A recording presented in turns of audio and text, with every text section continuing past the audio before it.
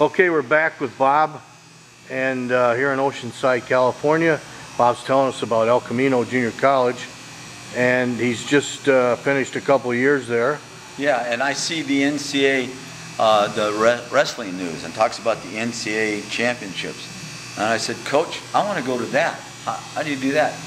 Nobody even told me. My coach would go back there, but he never told me that I could maybe go on or do that or anything. Never told me.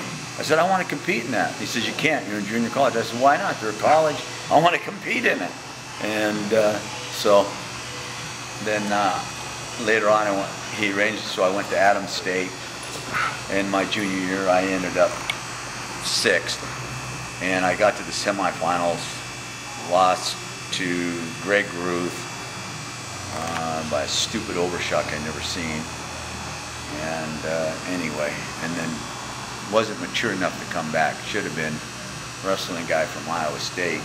I probably would have took 3rd or 4th, most likely 4th. He was a good wrestler. Wait a minute, let's back up. You go from California to Adams State in Alamosa, Colorado. Yeah, a little college, small. Was that? We went to NAI first, and then the next week we went to the NCAA Division I. Was that a culture shock for you to go to Absolutely. into the Rockies? Yes, not so much. I thought I was going to Aspen, beautiful Colorado. I'd never been out of California. I was a poor kid. I'd never been in snow in my life until then. I came there with deck shoes, canvas deck shoes, and you guys from Iowa laugh. A lightweight, what do you call it? Like a windbreaker? Windbreaker, yeah, exactly. That was my clothing. And within, I would say, September, October, it started snowing, and the coach actually broke the NCAA rules. He bought me a heavy coat and some warm shoes, and all I remember is how cold it was. It was the coldest spot in the nation for a week running. It was the highest valley in the nation. There was no trees or pine trees or anything around. It was a sagebrush and everything. It had national monument sand dunes. Every day for the first month, I was trying to go home. And so anyway, I ended up staying. And in your first year there, you're a junior. Yeah. Eligibility-wise, and you took 6th. Yeah, made it to the semifinals of the NCAA Division I. I beat Rick Bay 10-1 in my quarterfinal match, and he was a Big Ten champion, outstanding wrestler then. And he headbutted me, and they split my eye open, and I kept bleeding and kept bleeding. And the referee said, "I'm going to make you forfeit the match." I said, "Yeah, I'm ahead. He headbutted me. You saw it." And he says, "Well, you got to stop that." So the doctor said, "Okay." He sat on my chest. He says, "I'm going to stitch it up. I can't give you anything for it. Here it is. Put 9 stitches. Pull, pull, pull." Stop the match. 9 stitches. Put 9 stitches in my eye. Got a scar from the still. Got back up, taped it up, and wrestled, and won the match. Went into the semifinals against Greg Ruth, who was about 27, 28 years old, who had been in the Pan American Games, won that, been on world teams and stuff like that. And I'm going against him, and I go to shake hands, and the referee comes up. He says, "I'm not going to have any of that thing that happened,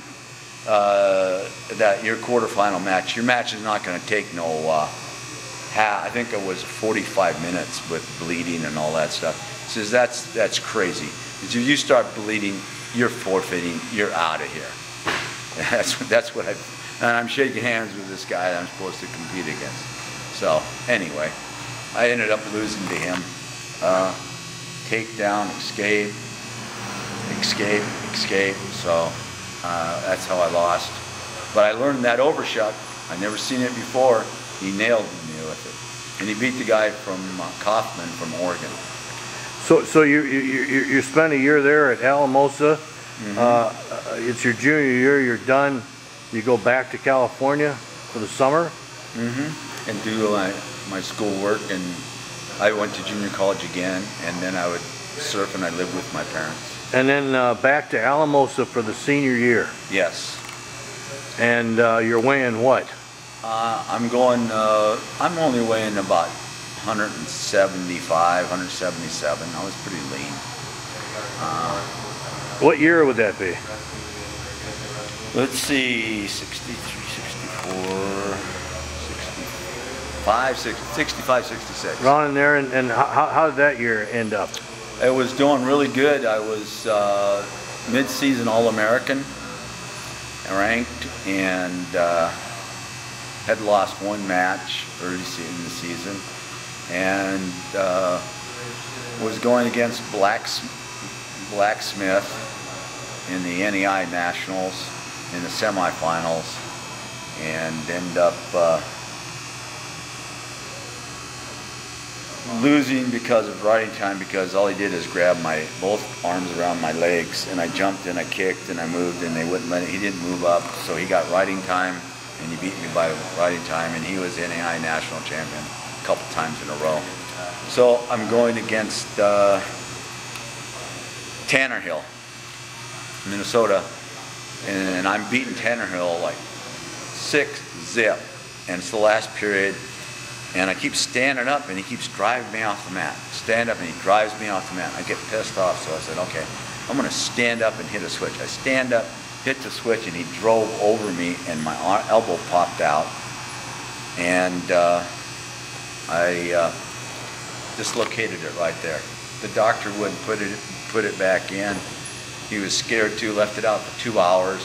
Finally, I had a 300-pound coach and a 180-pound, really muscular Frank Dulce, and the doctor gave me some kind of morphine or something, and they both stretched it out, put it back in, and it blew up like this. My fingers blew up, and I was out for the rest of the season. I wanted to go to the NCAAs, but I couldn't do it. So it was all over.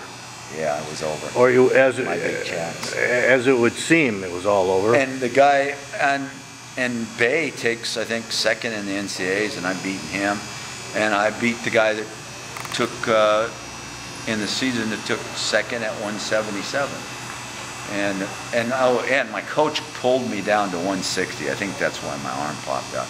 It was ridiculous. Pulled me down to 160. And the first time I saw you was 1968.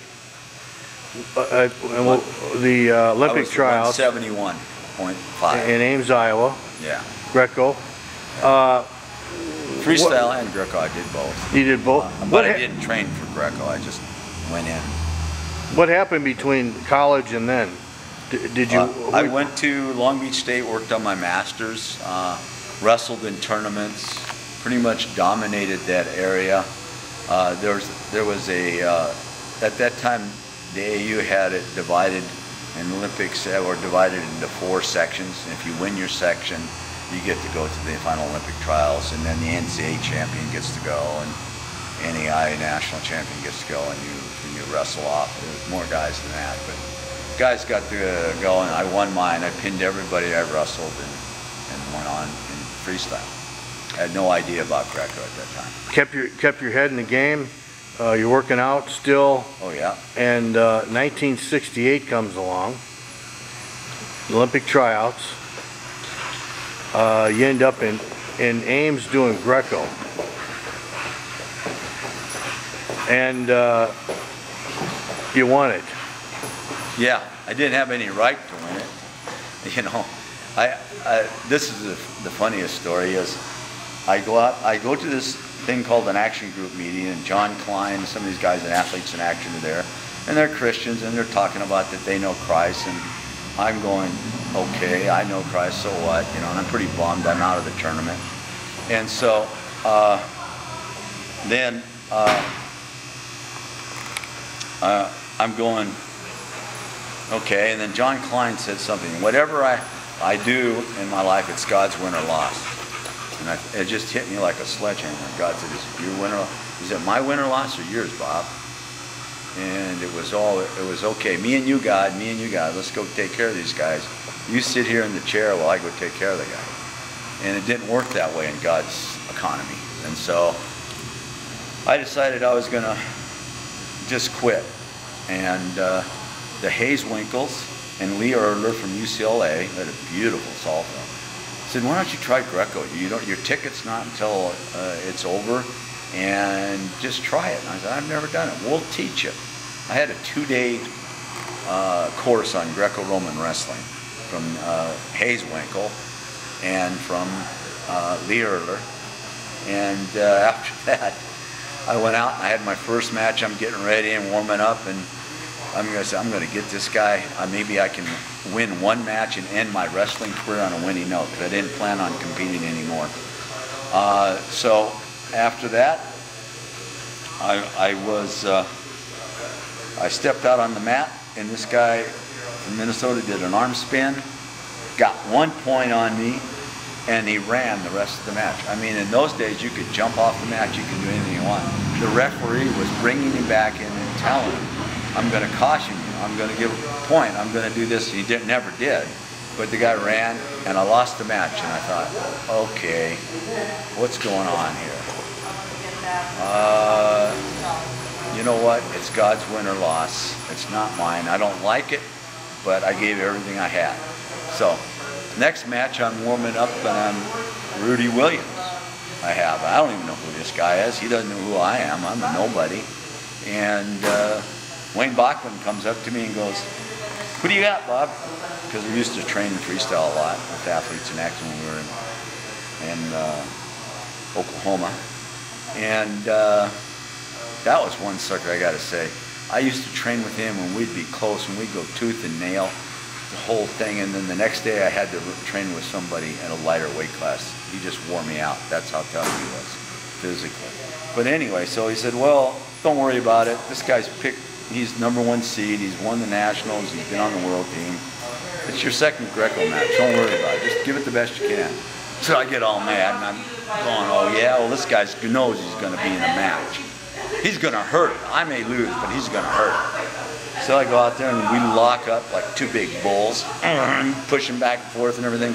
And all of a sudden I'm flying through the air. I hit the mat and I'm bridging, and I bridge off. And when I bridge off, they break it, put us back up on our feet. So I said, okay, you know what? It's God's win or loss. I'm going to wrestle till my arms fall.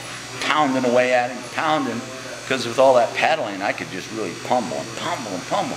And so all of a sudden, he comes around and does the same move. And maybe I'm not the smartest wrestler, but I'm not the dumbest. So I just decided, I sidestepped him and got just barely got my toe down, bear hugged him straight down to the mat. He was flat as a pancake. And the referees are going, they're looking the other way. He just threw me on my head twice, and I bridged off. So they give him a chance to get up. And so he realizes it, and this guy just bows up, and he's like an iron bridge. And I'm trying to push him down, I can't. And so I come around to the front and got the head and the arm, and I'm trying to push him down, and I can't.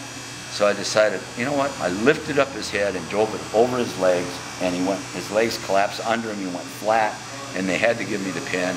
I won the match, went on, won the next match, and was in the finals against Larry Lydon and from Minnesota, and we're just pounding on each other and stuff, and it's nothing. It goes into this 9-minute match, goes into the third period, and maybe 30 seconds left.